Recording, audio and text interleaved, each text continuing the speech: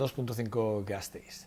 Bueno, permítame que después de esta pequeña pausa les recuerde, 17 al 23 de mayo de este año, bueno, pues en horario de mañana de 10 a 1 y sábados, domingos y festivos de 11 a 8 de la tarde, bueno, en el Jardín Botánico de Santa Catalina, en Tres Puentes, en la exposición que nuestro compañero tertuliano y amigo artista, pintor, como quieren ustedes, Juan Arroyo, bueno, pues inaugura esa temporada, esta nueva temporada del jardín, de apertura del Jardín Botánico 2015-2016, bueno, pues pásense por allí y bueno, pues serán muy bien recibidos y si van a la inauguración, que es este viernes, pues estupendo. Bueno, pues eso, recuerden, una imagen que vale más que 1000 palabras y si va hecha con pincel todavía que se ve un poco más el trazado de una persona como es Juan Arroyo, pues mejor que mejor. Bueno, dicho esto, de este recordatorio, seguimos en el programa. Hace bien poco, y tras varias polémicas, ya saben que el tema de las RGI se ha levantado muchas ampollas, pero también ha ido dejando durante estos meses, ha dejado también, digamos, situaciones como la que vamos a hablar ahora de Arritus, de una asociación que vela por los derechos humanos y que tenía un objetivo muy claro, a través de las aulas o talleres con escolares, incluso creo que de la ESO, ahora vamos a hablar con Juan Ibarrondo, que es uno de los portavoces de la plataforma.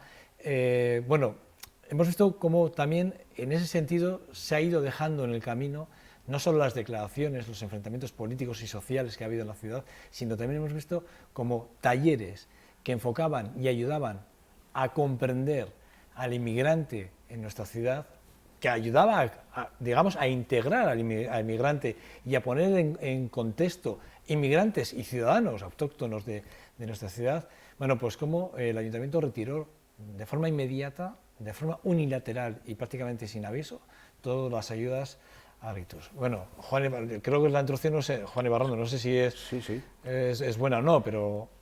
Sí, bueno, quizá habría que puntualizar algunas cosas, por ejemplo, pero en general es correcto lo que dices.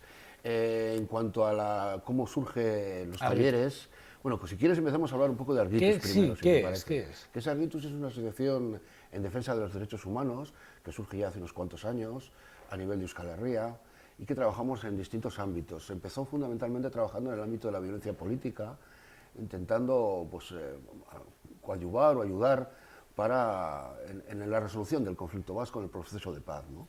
Y ahí pues han hecho, yo creo, trabajos muy interesantes desde el punto de vista de los derechos humanos. Decir que en Arritus hay gente pues, de cierto peso dentro del mundo de los derechos humanos, como Carlos Martín Beristain, John Miguel Alanda, que son personas pues, muy relevantes, ¿no? Y hemos trabajado, por ejemplo, el último quizá en este ámbito, proyecto más conocido, quizá fue un estudio, informe sobre la tortura en el contexto del conflicto violento en Euskal Herria, que basado en el protocolo de Estambul, porque Arritus, si tiene alguna característica que le define, es que trabaja fundamentalmente en base a la legislación internacional de derechos humanos, ¿no? Y entonces nosotros nos basábamos en esa legislación para hacer ese informe sobre tortura que se presentó en Madrid, tuvo pues, cierta importancia, ¿no? Pero no trabajamos solamente el campo de la violencia política, también trabajamos otros campos relativos respecto a los derechos humanos, como puede ser la violencia de género, en el cual hemos hecho informes a distintas instituciones, y también, y me acerco al caso que comentabas, el tema de racismo y xenofobia, que es uno de los apartados que consideramos importantes dentro de la legislación internacional de derechos humanos, que como sabéis se divide en derechos civiles y políticos y derechos sociales y culturales. El tema del racismo y la xenofobia un poco tocaría los dos campos, ¿no? Porque se están vulnerando muchas veces con comportamientos racistas, tanto los derechos políticos y civiles de las personas como sus derechos sociales. Y en ese sentido, Arritus denuncia de una forma clara estos comportamientos, ¿no? Vengan de donde vengan, racistas y xenófobos, ¿no? Vamos a los talleres, porque Arritus, bueno, has hecho una exposición maravillosa, por cierto, pero vamos a los talleres que tienen un objetivo muy claro. Los talleres, lo que pretendíamos es hacer una labor de sensibilización, de prevención, precisamente del racismo y la xenofobia. ¿Cómo lo queríamos hacer? Pues desde el punto de vista de la literatura y de las artes plásticas. Sí, porque hay que recordar que Juan Ibarrondo, entre otras cosas, está aquí en representación de una plataforma, de una asociación, ¿no? de derechos humanos Arritus, ¿no? Pero realmente él es escritor, es de lo que vives. O sea, que... Eso es. Y bueno, junto con una artista plástica, Marta Gil, que ahora está viviendo en Estocolmo, pero que ha hecho aquí cosas interesantes. Algunos de los murales del Casco Viejo tienen su firma. Vamos. Y bueno, pues hicimos una cosa, yo creo, por lo menos para nosotros muy satisfactoria, entre los dos, que era construir 4 personajes, que son 4 personas migrantes, y 4 historias. Las historias estaban inacabadas, y cada historia correspondía a uno de los personajes, que Marta Gil pintó y yo escribí. Y lo que pedíamos en el taller es que la gente terminase esas historias. O sea, que de alguna manera se pusieran en el papel, en la piel del personaje, que eran 4 personajes muy... Queríamos romper el estereotipo del migrante como una persona que viene siempre, que es una persona subsahariana, que viene en paptera y tal. Y para que te hagas una idea, por ejemplo, uno de los personajes es una chica de Lequeitio que trabaja, que es máster de telecomunicaciones, pero que ha tenido que ir a Alemania y trabaja en una barra de un bar en Berlín. O un jugador de fútbol madrileño homosexual que está jugando en la liga rusa, con los problemas que eso le supone. También un menor no acompañado, magrebí, que vive en Gasteiz y tiene un problema cuando va a cumplir los 18 años y va a ser expulsado. Y también un personaje que es una persona quechua hablante que vivía en la sierra peruana, pero que tuvo que bajar al Cuzco, a la capital, los problemas que ahí se encuentra, pero cómo consigue hacerse una de las mayores personas más relevantes dentro del mundo académico en Estados Unidos más adelante, en estudios del quechua, ¿no? Entonces queríamos romper el estereotipo de la persona migrante como algo negativo, ¿no? Queríamos hacer ver que todos en el fondo somos personas migrantes, ¿no? Porque de alguna manera la vida no deja de ser un transcurso, ¿no? Y en ese sentido todos migramos, ¿no? De una forma o de otra, unos de una manera, otros de otra, ¿no? ¿Cómo llegas a tener ese choque con el ayuntamiento? Porque entendíamos que habéis solicitado unas ayudas y de repente, sí, se os concedieron, creo, sí. y fueron retiradas de forma inmediata, ¿no? Mira, te cuento un poco. Esto empezó en el 2013, presentamos Marta y yo el proyecto a unas subvenciones que daba el Centro Cultural Sur Montehermoso para proyectos artísticos. Cada año seleccionaban una serie de proyectos artísticos que se seleccionaba para que se pudieran realizar y se exponía en el propio Centro Cultural, ¿no? Con Araceli, las Horras. Y bueno, se seleccionó y allí estuvimos la verdad que tuvo una gran acogida, incluso acudió el propio concejal de Cultura del Ayuntamiento y nos felicitó calurosamente porque le había gustado mucho y tal. A partir de ahí, las propias técnicas municipales de Noravide, que es el servicio de migración del Ayuntamiento de aquí de Gasteiz, nos proponen, pues Juan, Marta, nos parece una cosa interesante, ¿por qué no lo transformáis en un taller itinerante, ¿no? Y para llevarlo pues a través de centros cívicos, centros de mayores, para hacer trabajo de concienciación, prevención, sensibilización frente al racismo y la xenofobia, que es a lo que se dedica Noravide. Y bueno, pues nos pareció bien y lo hicimos, y para ello nos sugirieron ellas que presentáramos a una subvención que todos los años saca el Departamento de Asuntos Sociales y Personas Mayores, que se nos concedió de forma íntegra la subvención. Con eso construimos el taller itinerante y con eso también hicimos un recorrido durante este pasado otoño, por numerosos centros cívicos, centros de mayores, asociaciones de vecinos de la ciudad, con un gran éxito de participación. Y a partir de ahí se van acercando las elecciones, cada uno que piense si eso tiene que ver o no, pero así es. Y también desde Noravide se nos plantea, ¿y por qué no llevamos esto a las escuelas? Como otro paso, ¿no? Todos nosotros... Sí, chavales de la ESO, del plan de Sí, para chavales de la ESO. En esta última etapa era para chavales de enseñanzas medias, ¿no? Que decíamos antes. Sí, correcto. Y bueno, pues sí, adaptamos un poco los textos porque pensábamos que había que adaptarlos para chavales, cambiar un poquito, y ya pues hacemos ya que Noravide oferta el taller a todos los colegios de la ciudad, de los cuales pues a un buen número de colegios les gusta la idea, a los responsables educativos de cada centro, y lo piden, ¿no? Que se vaya a realizar. Bueno, pues cuando ya tenemos todo el calendario hablado con todos los directores, cuando ya al día siguiente, ponte que mañana a las 8 de la mañana, además íbamos a empezar en Mercedarias, aquí cerca, en Zaramaga, en el barrio de Zaramaga. Sí. Y eso de las 6 de la tarde me llaman, que es que del equipo municipal del gobierno municipal del ayuntamiento. ¿Quién te hace esa llamada? ¿Se puede decir el nombre? La llamada se les hace desde Noravide, me hace a mí. ¿A ti personalmente? Sí, me dice, o mira sea, Juan... Un técnico. Un técnico, me dice, mira Juan, no se va a poder hacer esto. Yo decir que desde luego con Oravide hemos tenido una relación excelente y O sea, queremos pero no seguir era una teniéndola. decisión, lo que quiero decir que la Eso, llamada no si era, es técnica no es una decisión no, técnica. que me dicen, mira Juan, me han llamado o se han puesto en contacto conmigo del departamento, del equipo de gobierno, o sea, de la Concejalía de Asuntos Sociales y Personas Mayores, diciéndome que esto no se puede hacer. Cuando ella le dice, bueno, pero es que está ya programado, los colegios ya lo han pedido, no se puede hacer. La concejalía de Ainhoa Domaica. Efectivamente. Entonces yo no sé si es la propia Ainhoa Domaica la que llama o esto ya habría que preguntarles a los técnicos de Noravide, con los cuales, quiero insistir, tenemos una excelente relación y nos han ayudado mucho en todo el trayecto de este proyecto. Entonces, pero es por eso pensamos que al final no hay un criterio técnico ni pedagógico para prohibir, llamémoslo como queramos, vetar, no permitir hacer el taller, porque por una parte los técnicos que son los que saben del tema, se supone, ¿no? Para eso se les paga, son profesionales, lo seleccionan en 2 ocasiones, 2 departamentos, primero el Departamento de Cultura y luego el Departamento de Asuntos Sociales. Sí, sí, 2 departamentos que Y están luego, de acuerdo que eso, y los luego- 2 en llevar el proyecto adelante. Y luego, incluso los propios responsables pedagógicos de cada colegio, que también se supone que son los que saben del asunto, lo que les conviene También lo ven. a sus niños y niñas, también lo ven como una actividad positiva. Entonces, ¿por qué de pronto, de un día para otro, eso Pero además, se para? a Eso es lo que no puertas entendemos. de arrancarlo, ¿no? A puertas de Ya te digo, arrancarlo. con horas de arrancar el primero de los talleres. Entonces ahí es nuestro asombro, ¿no? Porque no tengo otra palabra. Nuestro asombro porque no llegamos a entender muy bien por qué sucede esto. Y nadie os ha dicho nada. O sea, ¿del equipo de gobierno se ha puesto alguien en contacto con No vosotros? se ha puesto en contacto con nosotros nadie. Vamos a tener una comparecencia el próximo día 23 en la comisión del Departamento de Asuntos Sociales y Personas Mayores del Ayuntamiento, donde vamos a pedir que se nos explique o que se nos diga por qué ha sido esto, ¿no? Pero, Sí, porque sí. una pregunta, Juan, pero esas ayudas o esas subvenciones, como lo queramos llamar, En este caso tampoco era ninguna subvención, era un trabajo que se iba a realizar. pero era contratado por el ayuntamiento. Contratado por el Quiero decir, ayuntamiento. Sí, es que el sí. ayuntamiento para asignar una cantidad económica a alguien, sea quien sea, dependiendo de las entidades, tiene que pasar por un pliego de condiciones determinadas, ¿no? Para ser orden. Si no llega a esas cantidades, entiendo que puede asignar en función de las necesidades de los departamentos, contratar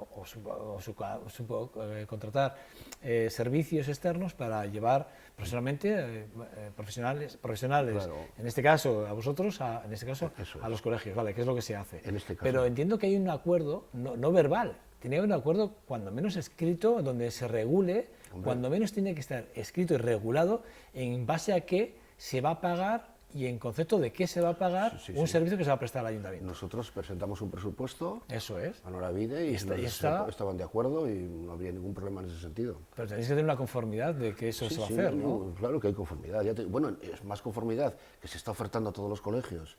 Están los correos electrónicos que se manda a todos los colegios, sale en la web municipal como una actividad ya programada, ¿no? Y entonces, bueno, pues nosotros, como Argitus es una organización, como antes hablábamos, que trabaja en el ámbito de la legislación internacional de derechos humanos, pues queremos llevar un poco el tema a nuestro campo y decidimos presentar una solicitud de amparo A la ONU, a ¿no? Naciones Unidas, ¿no? En concreto, en ese momento se estaban reuniendo en Ginebra los relatores de Naciones Unidas y varios de ellos pensábamos que les podía interesar el caso. En concreto, el relator sobre nuevas formas de racismo y xenofobia, el relator sobre casos de violaciones a la de libertad de expresión y el de cooperación internacional. Y a esos 3 les presentamos una solicitud de amparo respecto a estos talleres. A veces me dicen, ¿no?, un poco exagerado, ¿no? Incluso creo que desde el propio ayuntamiento se dijo que era desproporcionada la medida, ¿no? Yo, por una parte, pienso que también los relatores de derechos humanos están muy acostumbrados a recibir denuncias de muchos tipos. Aquí, en cambio, no estamos tan acostumbrados a recurrir a ellos, ¿no? Pero para eso están. Eso por un lado. Y quizá, si nuestro caso hubiera sido un caso aislado, nosotros no hubiéramos recurrido. O sea, quiere decir que ha habido más casos. Eso es. O sea, ha habido más casos y además creo que hay que situarlos dentro de un contexto, que es un contexto que a nosotros, como Organización de Defensa de Derechos Humanos, nos preocupaba. Un contexto que arranca desde las declaraciones, o si no antes, desde las declaraciones del alcalde, del señor Javier Maroto, respecto a un sector de sus convecinos, como son los magrebís, a los cuales se les acusa de estar cobrando las ayudas sociales, de ser jetas, de ser vagos. Eso nos parece que a partir de ahí se crea una situación en Gasteiz que está dificultando cualquier labor de prevención de racismo y xenofobia por parte de las organizaciones de derechos humanos que nos dedicamos a eso. Que realmente... Entonces nosotros, perdón un poquito, le mandamos un informe completo a estos relatores, no solo de nuestro caso, sino de todo el ambiente que se está viviendo en Vitoria al respecto. Y otros casos, como retiradas de subvenciones a otras organizaciones, otras ONGs, como Oyan, Prestaturiqués, etc. Sí, ¿no? Verdad, sí. Y bueno, pues eso sería un poco lo que nosotros hicimos. ¿Y ahora mismo en qué punto estáis? Bueno, pues ahora mismo, claro, el tema que tiene estos procesos internacionales que se alargan bastante en el tiempo. Claro, imaginaros que estos señores que están ahí en Ginebra tienen cientos y cientos de casos que estudiar, muchísimas quejas que se les presentan, solicitudes de amparo. Entonces, suele tardar. ¿Qué va a pasar? Tampoco sabemos exactamente. Podría haber, lo normal es que se haga una petición de aclaraciones al ayuntamiento. Entonces nosotros les hemos facilitado los correos electrónicos, los teléfonos de los departamentos implicados, ¿no? Por si el relator de, por ejemplo, racismo y xenofobia, quisiera preguntar, ¿no? Y luego también podría ser que en algunos casos hacen una recomendación directa al propio implicado, que sería este caso el ayuntamiento, diciéndoles, bueno, pues esto no nos parece correcto, o si no, también otra cosa que podría pasar es que lo incluyan en alguno de sus informes, por ejemplo, digamos, por poner un ejemplo, el informe sobre racismo y xenofobia en el Estado español, pues que incluyan el tema de Vitoria. ¿Saldría Vitoria como una de las ciudades? Pues podría ser, ¿no? Pero tampoco ya no es cosa nuestra, eso ya depende de ellos, de los relatores de Naciones pero Unidas. sería ponernos... Nosotros hicimos lo que creíamos que teníamos que hacer. Me hablabas del tema de las ayudas sociales. Conocíamos el informe, ¿no? Bueno, unas declaraciones que ha hecho el director general de la ANVIDE con el tema del fraude, ¿no? En el que lo comentaba yo ahora con los tertulianos, ¿no? Con los contertulios, perdón, que les decía yo que esas declaraciones que se ha hecho a varios medios de comunicación son dinamita. Quiero decir, en el momento que el director general de la ANVIDE dice que el fraude es del 0,3%, o sea, lejos de los datos que se estaban dando, y que además, a fecha de hoy, todavía no hay una denuncia expresa ni de un solo caso, Cuando tú lees este tipo de noticias, no sé, digo, Juan. Sí, no sé, nosotros lo que pensamos, como defensores de los derechos humanos, hay una figura que se llama incitación al odio, que se llama discursos del odio, ¿no? Ya ha habido una denuncia en curso contra Javier Maroto sobre ese aspecto y se fue absuelto, ¿no? Esto no quiere decir que no se trate de un caso de incitación al odio o de discursos del odio. Ahí el tema de la legislación internacional y las distintas legislaciones al respecto de los distintos países difieren. Por ejemplo, en Estados Unidos prima, porque ahí siempre hay dos elementos que se ponen en contraposición, la libertad de expresión y la incitación al odio, ¿no? Y los discursos del odio. Y depende en qué códigos penales prima más uno que otro. En los códigos anglosajones prima más la libertad de expresión. En Europa empieza a haber, en los códigos penales, empieza a considerar ya delito la incitación al odio y los discursos del odio. Ahora, siempre hay una línea divisoria a partir de la cual ya es un delito. Desde luego, yo creo, nosotros debemos exigir a nuestros gobernantes que no delincan, faltaría más, ¿no? Que delincan. Pero que no lo hagan no quiere decir que no estén que estén recayendo en malas prácticas respecto a esa incitación al odio, a los discursos del odio. Y yo creo que Javier Maroto está haciendo discurso del odio, está haciendo incitación al odio, sea o no sea delictiva su práctica, según el Código Penal español, que no lo sé, porque de momento ha habido una absolución por parte de una instancia judicial concreta, ¿no? Hay más instancias a las que se podría recurrir, no sé cómo, porque nosotros no somos juristas, no estamos en ello, pero como defensores de derechos humanos vemos clarísimo que esas declaraciones, y más cuando luego se ve que la realidad las desmiente, se pueden considerar como discurso del odio, que es una figura que viene pues, después de la Segunda Guerra Mundial, de los juicios a los genocidas del Tercer Reich, a los genocidas del nazismo, ¿no? A partir de ahí es donde se crea esa figura penal. Juan, ¿tú crees que hay división? ¿Crees que las declaraciones de Javier Maroto, la situación en que estamos viendo, hay división? ¿Has dividido a la ciudad? Sin duda alguna. Por eso es lo que nos preocupa y eso es uno de los motivos que nos lleva a... Pero se ve claro, ¿tú lo ves claro esto? Yo creo que, claro, es difícil de cuantificar, ¿no? Pero yo, por ejemplo, te puedo decir que en los talleres que hemos estado dando en centros de mayores, pues sí que hemos detectado síntomas alarmantes de mal ambiente entre algunas personas, bueno, con este tema. Por ejemplo, un ejemplo así muy concreto, una señora nos decía, bueno, pues yo es que toda mi vida he vivido en mi casa, los vecinos de enfrente son magrebís, una familia que nos llevamos estupendamente. Ahora, yo no me atrevo a decir esto en el centro de mayores, porque es que se me echan encima. ¿Ah, sí? O sea, que se está creando, yo creo, una corriente de opinión inducida que es difícil de cuantificar hasta dónde alcanza, y además lo que más me preocupa es que se está haciendo fundamentalmente en sectores muy vulnerables, que son sectores desprotegidos, personas mayores, personas sin recursos, que no tienen, digamos, defensas, ¿no?, para oponerse a estos discursos de incitación al odio. Y eso me parece peligroso. Y luego lo estamos viendo que han aumentado agresiones verbales e incluso físicas contra personas migrantes, cosa que en Vitoria nunca se había visto. Estamos viendo discusiones en la calle. Cualquiera que viva en Vitoria se da cuenta de esto, de que esto es algo que ¿Tú crees que está... pero tú crees que en la sociedad cala esto? Porque a mí la sensación que me da, fíjate, hoy sale el director general de la ANVIDE, que es una autoridad, o sea, decir, que es la cabeza más importante en la ANVIDE. Estamos hablando que es quien tiene el dato, ¿no?, quien sabe y está diciendo que no hay fraude, que lo que existe es un 0,3 que es insignificante en función de las cifras que se están manejando, y que además dice que no hay ni un solo caso de fraude denunciado físicamente en su oficina. Quiero decir, este tipo de noticias están ahí, pero ¿tú crees que la gente se lo cree o no? Porque a mí la sensación que me da es que la gente no se cree este tipo de noticias y sin embargo se cree otras, ¿no? Pues es una buena pregunta, ¿no? Porque ahí está, yo creo que en ciertos sectores, como te digo, sí que creo que cala ese discurso, ¿no?, racista.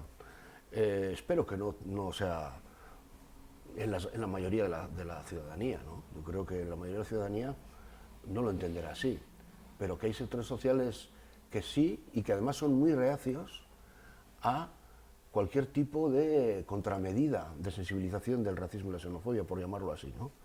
O sea, son muy reacios a atender a argumentos racionales al respecto, como por ejemplo una estadística que se les presente, porque son descreídos, y es normal, porque también la propia sociedad, tal como la conocemos, esta idea que se tiene muy generalizada, de que es que los políticos nos mienten, ¿no?, que es verdad, y entre muchas capas de la sociedad así se considera, pues dices, bueno, pues en esto también nos mienten igual.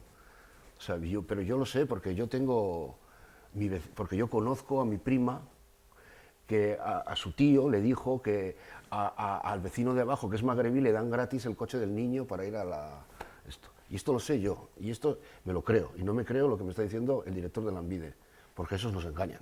Eso es el argumento del racista, no sé si, por intentar ponerme un poco en su piel, Sí, ¿no? sí, sí, pero bueno, no sé si me pero explico. es curioso, ¿no?, porque lo normal es... Que son un poco reacios, por eso nosotros en nuestro taller, además, queríamos llegar a otro desde la emoción, más bien, ¿no? No desde la razón, porque se está viendo que las campañas antirrumores que está habiendo sobre el tema de racismo y xenofobia, muchas veces hay un núcleo duro que es inaccesible a esos argumentos racionales. ¿Cómo es la campaña? Hay que llegarles desde otro punto de vista, que es el punto de la emoción, ¿no? Juan, ¿cómo es la campaña que hizo de tolerancia cero a la Diputación? Pues creo que recaía en los mismos errores, en los estereotipos.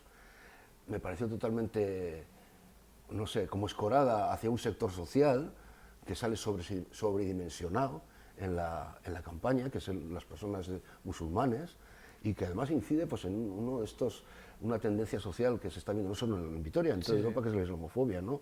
Y que puede promoverlo, ¿no?, de alguna forma. La islamofobia que está Para tanto mí, de moda, ¿eh? Hombre, y luego alguien lo decía, ¿no? Vemos ese cartel, que además se han gastado un montón de dinero, una campaña sin precedentes, yo creo, de propaganda, ¿no?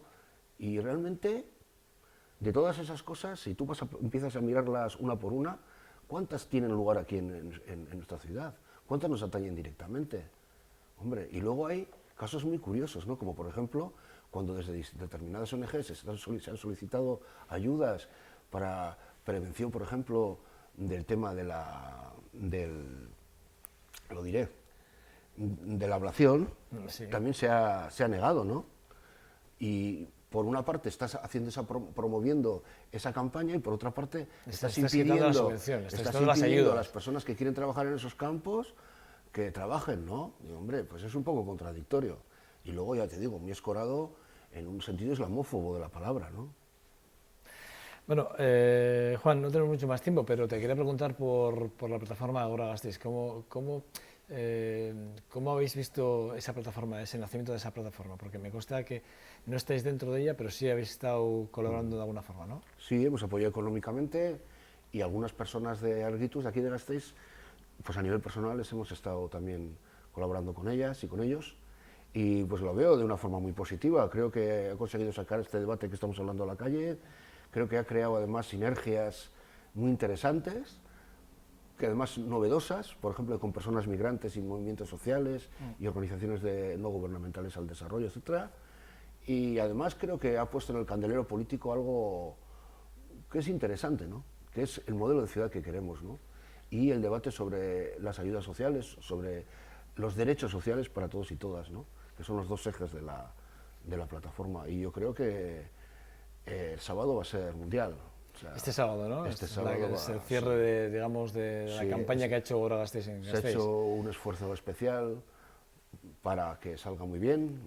Va a estar todo el centro ocupado en distintas actividades muy diversas, en las que se ha implicado gente completamente distinta, cada uno de su padre y de su madre, pero que todos tenían muy claro que queremos una ciudad diversa, que queremos una ciudad multicultural, en la que se respeten los derechos sociales de todos y todas. Gente de todo tipo, desde grupos de danzas, personas del mundo de la cocina, de la pelota, no sé, asociaciones completamente distintas. Y van a estar en la calle, todas. Y nos vamos a juntar todos a la 1:30, una calejira que yo creo que va a ser la madre de todas las calejiras, en la Plaza de los Fueros. Bueno, una cosa es verdad. Durante estos meses que tanto se está llevando este debate de las regis o no regis, tal, inmigrantes, fraudes, no tal, no sé qué, hay un nombre que ha estado por encima de todo esto siempre y te pido un titular. Te voy a dar el nombre y tú me das el titular. José Ángel Cuerda.